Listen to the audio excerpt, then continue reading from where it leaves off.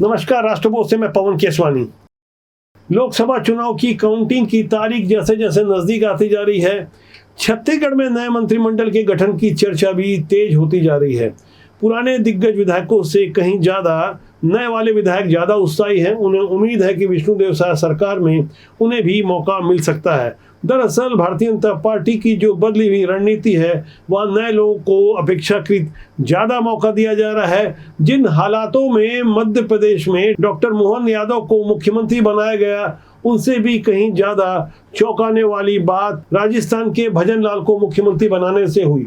वे तो पहली बार विधायक बने थे। ऐसे में जो नए वाले विधायक हैं, वो ज्यादा खुश हैं, उत्साही हैं कि उन्हें मौका मिल सकता है। ऐसी ही आश और उम्मीद में कई विधायक तीर्थ स्थलों के दर्शन कर रहे हैं, मन्नतें मांग रहे हैं। माता पीताम्बरी की पूजा अर्चना करने के बाद भारतीय जनता पार्टी से जुड़े एक नए वाले विधायक ने हमें बताया कि उन्हें पूरी उम्मीद है। संकेत तो ऐसे ही मिल रहे हैं। दरअसल भारतीय जनता पार्टी में अब पहले की तरह संकेत नहीं मिलते, बल्कि चुपचाप सूचना दी जाती है। जब जब हमने छत्तीसगढ़ में खासकर भारतीय जनता पार्टी की अंदरूनी राजनीति का विश्लेषण किया, तो आपने देखा होगा कि कमेंट बॉक्स में कई नए नाम आ जाते हैं। लोग चर्चा करते हैं कि फलाने को मंत्रिमंडल में स्थान दिया जाए। दरअसल छत्तीसगढ़ में इतना तो तय है, 2 नए मंत्री बनने वाले हैं। कद्दावर मंत्री बृजमोहन अग्रवाल, जो भारतीय जनता पार्टी के रायपुर लोकसभा से प्रत्याशी बनाए गए, उनकी जीत को सुनिश्चित मानकर उनकी सीट को खाली माना जा रहा है। इसके अलावा जो एक सीट खाली थी, उसके अलावा जिन लोगों को परफॉर्मेंस के आधार पर हटाया जा सकता है, उन्हें भी मालूम है धड़कनें उनकी भी बढ़ी हुई है। ऐसे हालात में जाति का समीकरण खास मायने रखता है। यहाँ एक प्रश्न उछाला गया कि क्या दुर्ग शहर के विधायक गजेंद्र यादव को मंत्री बनाया जा सकता है। बदले हुए हालात में यह प्रश्न भी अनुकूल लगता है, क्योंकि जिस तरह से कांग्रेस ने देवेंद्र यादव को एक प्रमुख यादव नेता के रूप में प्रस्तुत किया, बिलासपुर से उन्हें लोकसभा की टिकट दी, उससे पहले भी कई मौकों पर उन्हें यादव समाज के एक बड़े नेता के रूप में प्रस्तुत करने की कवायद की गई। आपको कवर्धा का साधराम यादव हत्याकांड याद होगा, जहां कोई वहशी दरिंदों ने, जिहादी मानसिकता के लोगों ने साधराम यादव को दहशत फैलाने की मंशा से 20 जनवरी 2024 को जब हत्या कर दी थी, तब गौ सेवक मृतक साधराम यादव की हत्या के विरोध में यादव समाज भी मैदान में उतरा था। वहां देवेंद्र यादव ने खुद की बातें यादव समाज की ओर से इस ढंग से प्रस्तुत की, मानो छत्तीसगढ़ के यादव समाज के वो सबसे बड़े नेता हैं। ऐसे हालात में भारतीय जनता पार्टी के रणनीतिकारों ने अनेक मौकों पर अलग अलग समाजों के लिए जातिगण समीकरण की जो रचना की, जिस तरह से कवायद की, उसमें बालोद से राकेश यादव को प्रत्याशी बनाए गए विधानसभा में। हालांकि वो सफल नहीं हो सके। मधुसूदन यादव भी भारतीय जनता पार्टी के यादव समाज के ही एक बड़े नेता हैं। सांसद और महापौर जैसे प्रमुख पदों में रहे हैं। भारतीय जनता पार्टी के प्रमुख प्रदेश पदाधिकारी हैं। यही कारण है कि दुर्ग से गजेंद्र यादव के समर्थक इस बात की दलील दे रहे हैं कि गजेंद्र यादव इस पैमाने पर एकदम फिट बैठते हैं, नए भी हैं, उनकी पारिवारिक पृष्ठभूमि भी विचारधारा से जुड़ी है। कांग्रेस के कद्दावर विधायक अरुण वोरा को करीब 40,000 वोटों से हराया है। गजेंद्र यादव का नाम उछाला जाना तो सिर्फ एक उदाहरण है। ऐसे ही अनेक नए चेहरे हैं जिनके समर्थक खासकर सोशल मीडिया में अपने विधायक का नाम प्रस्तुत कर रहे हैं। रस्साकशी चल रही है, रहस्य पर्दा बहुत जल्दी उठेगा। लेकिन इतना तो तय है कि भारतीय जनता पार्टी की बदली हुई रणनीति और राजनीति में कभी भी कुछ भी संभव है। यदि मौजूदा मंत्रिमंडल की बात की जाए तो मुख्यमंत्री सहित कुल जो 12 विधायक मंत्री बनाए गए हैं,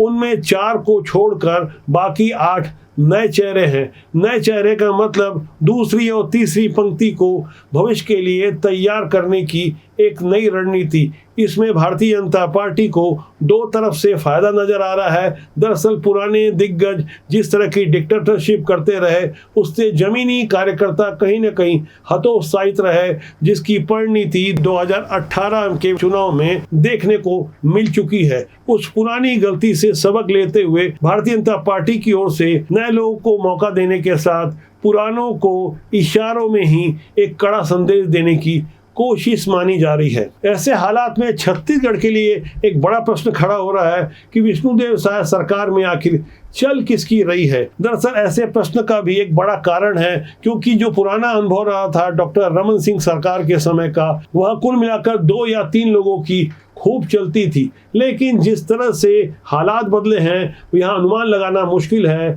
कि छत्तीसगढ़ की विष्णुदेव सरकार में चल किसकी रही है। वैसे बदले बदले हालात की कुछ नई तस्वीरें सामने आ रही है जो आगे भविष्य की कार्यशैली का मजबूत संकेत है। रायपुर नगर निगम के आसपास जिस तरह के अवैध निर्माण हुए, अवैध प्लॉटिंग हुई, उन पर बुलडोजर चल रहा है। करोड़ों अरबों की संपदा तैयार कर चुके भू माफिया और बिल्डर माफियाओं के विरुद्ध जिस तरह का बुलडोजर एक्शन हो रहा है उसकी चर्चा जरूर कम हो रही है, लेकिन ये कार्रवाई बहुत बड़ी है। दरअसल ये पूरा खेल लैंड यूज चेंज करके किया गया। विष्णुदेव साय सरकार के चर्चित मंत्री पुराने आईएएस ओपी चौधरी, जो मौजूदा समय में वित्त के अलावा आवास एवं पर्यावरण मंत्री भी हैं, बताया जा रहा है कि उनके निर्देश पर जिस तरह से बुलडोजर एक्शन हो रहा है उससे आम जनता में एक अच्छा संदेश जा रहा है। लेकिन खलबली मची हुई है बिल्डर माफियाओं में, जिनके तार हर किस्म की सत्ता से जुड़े रहते हैं, राजनेताओं से जुड़े रहते हैं। जिस तरह से इस खेल में मनी पावर काम करता है, उस मनी पावर की ताकत को धता बताते हुए नियमों के विरुद्ध की गई प्लॉटिंग पर बुलडोजर चल रहा है। बुलडोजर ही नहीं बल्कि करोड़ों रुपए का फाइन भी ठोका जा रहा है। जब कभी सिस्टम ऐसी ईमानदारी से काम करता है तो आम जनता की ओर से भी यह संदेश आ जाता है कि सिस्टम में ईमानदारी आ चुकी है।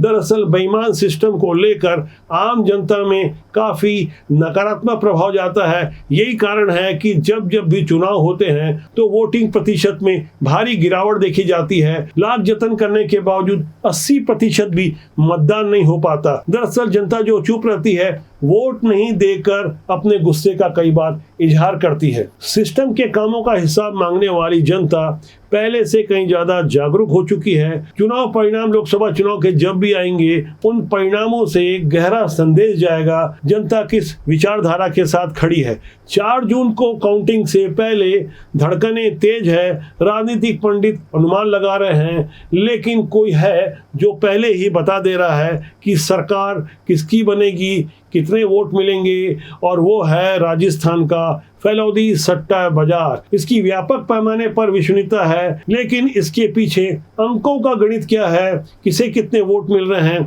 उसे भी समझना होगा। सीटों के मामले में फैलौदी सट्टा बाजार ने जो अपनी ताजा रिपोर्ट दी है, उसके अनुसार फैलौदी सट्टा बाजार भाजपा को महज 300 सीटें दे रहा है, जबकि कांग्रेस को पहले मिली 52 सीटों से कहीं आगे 60 से 63 सीटों का आकलन कर रहा है। शेष सीटें अन्य दलों में बट रही है। यदि फैलौदी सट्टा बाजार का यह आकलन सही रहा तो एक बार फिर यहाँ के आकलन की सटीकता पर मोहर लग सकती है। वैसे भाजपा को दिला रहे 300 सीटें लोकसभा चुनाव से पहले, जहां भाजपा ने राम मंदिर निर्माण के बदौलत 400 पार का दावा किया था, वहीं फैलौदी सट्टा बाजार भाजपा की 320 सीटें जीतने पर दांव लगा रहा था। लेकिन चुनाव प्रक्रिया शुरू होने के बाद भाजपा की सीटें कम होते होते अब 300 तक बताई जा रही है। चुनाव में हार जीत के आकलन के लिए प्रत्याशी का चेहरा, समर्थकों की चुनाव सभा में भीड़ व जातीय सहयोग के साथ पार्टी के ओहदे को भी ध्यान में रखते हुए भाव तय किए जाते हैं। इस बार भी फैलौदी सट्टा बाजार ने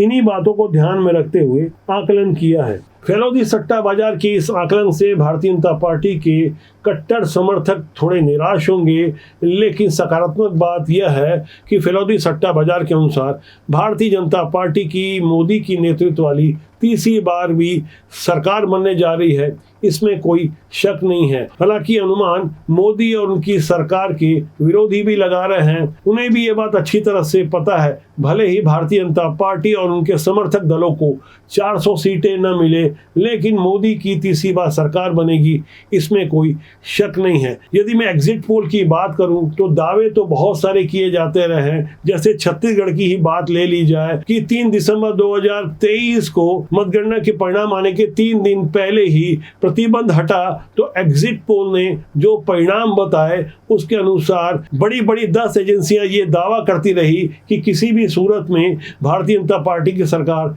छत्तीसगढ़ में नहीं बनेगी, लेकिन हमने अपने मजबूत सूत्रों से जो आकलन प्रस्तुत किया वो 55 सीटों के आसपास का था। अंततोगत्वा परिणाम इसके आसपास आया। इससे हमारी विश्वसनीयता मजबूत हुई। लेकिन जब बात फिरौदी सट्टा बाजार की हो रही है तो हर बार आकलन सही नहीं होता। परिस्थितियों के अनुसार अनुमान से कहीं ज्यादा या कहीं कम सीटें मिल सकती है। अब जब बात फिरौदी के सट्टा बाजार की हो ही रही है तो इस फिरौदी सट्टा बाजार के बारे में कुछ जान लिया जाए। आजादी के पहले जब पाकिस्तान भारत में ही शामिल था तब फिरौदी का व्यापार पाकिस्तान के सिंध प्रांत तक था। जो व्यापार यहाँ के राजशाही बाजार, वर्तमान नाम सदर बाजार से ही चलता था, और यही कारण है कि यह बाजार आज भी हेरिटेज लुक लिए हुए है। पूर्व में इस बाजार को राजशाही बाजार व्यापार मंडी के नाम से जाना जाता था। यहाँ घी, तेल, अनाज, नमक, मावा व नमक आदि का बड़ा व्यापार होता था। लेकिन आजादी के बाद सिंध से व्यापार तो बंद हो गया। बाद में राजशाही बाजार, सदर बाजार और फिर समय के अनुसार सट्टा बाजार में परिवर्तित हो गया। सट्टे बाजार के नाम से विख्यात या कुख्यात होने वाले फिरौदी के लिए जो भाव तय होते हैं वो फिरौदी से नहीं होते हैं बल्कि बीकानेर और सीकर से होते हैं। यहाँ बारिश को छोड़कर किसी के भी भाव तय नहीं होते हैं। लेकिन यह नाम फिरौदी सट्टा बाजार का खासकर चुनाव परिणाम आने से पहले खासे चर्चा में रहते हैं। बीते लोकसभा चुनाव 2019 में अनुमान प्रकट किए गए थे। उन अनुमान से कहीं अलग मोदी सरकार दूसरी बार पूर्ण बहुमत की सरकार बनी थी। तब कुछ नामी एजेंसियों ने जो परिणाम पहले से जारी किए थे, जो एग्जिट पोल प्रस्तुत किया था, एक बार आप उन्हें अपनी स्क्रीन पर गौर करें और जो उसकी सत्यता थी यानी जो परिणाम आ चुके थे उससे कहीं अलग थे, उस पर भी हमें गौर करना चाहिए। निल्सन के एग्जिट पोल ने एनडीए को बहुमत बताते हुए 277 सीटें मिलने की बात कही थी, जो बहुमत से 5 ज्यादा थे। तब यूपीए को 130 सीटें मिलने का अनुमान लगाया गया था, जबकि अन्य को 137 सीटें मिलने की बात कही गई थी। इसी तरह एक्सिस माई इंडिया के एग्जिट पोल ने भी मोदी सरकार को 2019 में अपने एग्जिट पोल में 339 से लेकर 365 सीटें मिलने की बात कही थी। तब यूपीए को 77 से 108 सीटें मिलने का अनुमान लगाया गया था, जबकि जो वास्तविकता रही उससे भी आप अपनी स्क्रीन में देख सकते हैं। पिछली बार भारतीय जनता पार्टी को 303 सीटें मिली थी और कांग्रेस को महज 52 सीटें मिली थी। डीएमके को 23, टीएमसी को 12, वाईएसआरसीपी को 22, शिवसेना को 18, जेडीयू को 16, बीजेडी को 12, बीएसपी को 10, टीआरएस को 9 के अलावा बाकी क्षेत्रीय दलों को भी आप देख सकते हैं। लोजपा को 6, एनसीपी को 5, समाजवादी पार्टी को 5, इसी तरह सीपीएम को 3, इंडियन मुस्लिम लीग को 3 जैसे तमाम ऐसे परिणाम हैं। अपने स्क्रीन में जिसे आप देख रहे हैं एक एक सीटों वाली पार्टियां थी। मौजूदा हालात में इस सूची में आपको आम आदमी पार्टी का नाम नजर नहीं आएगा, जिसके लोकसभा में एक भी सांसद नहीं है और ख्वाब देख रहे हैं प्रधानमंत्री बनने का।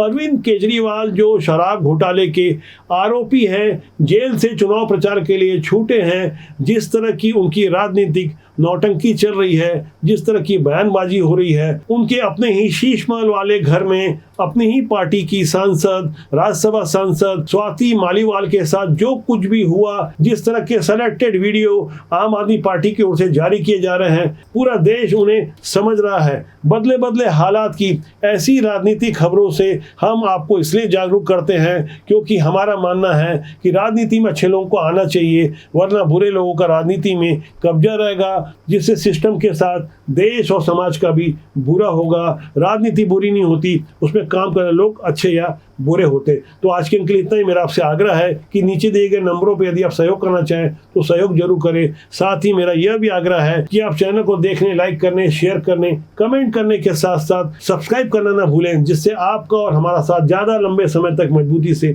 बना रहेगा। राजबोध आपका अपना जनमंच है। नमस्कार।